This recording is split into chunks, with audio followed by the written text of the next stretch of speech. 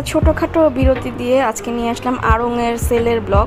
আমি আড়ং থেকে আসলে কি কিনেছি, এই যে একটা কুর্তা 500 টাকা নিয়েছে। এটা একটা পাঞ্জাবি, দুই পাশে পকেট আছে, নীল কালারের মধ্যে ব্লক প্রিন্ট করা।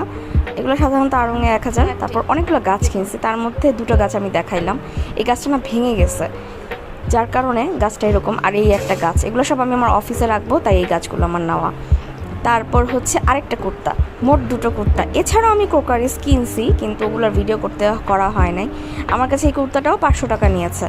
এগুলা 1 পিস করে। আর আজকে আপনাদের জানায় রাখার জন্য বলি যে আড়ংয়ের সেলটা কিন্তু আজকে পর্যন্ত 27 তারিখ পর্যন্ত আছে।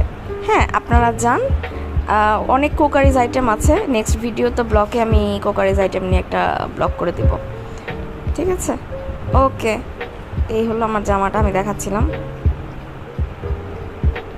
ব্লগ করা সুন্দর, আমার অনেক ভালো লাগছে।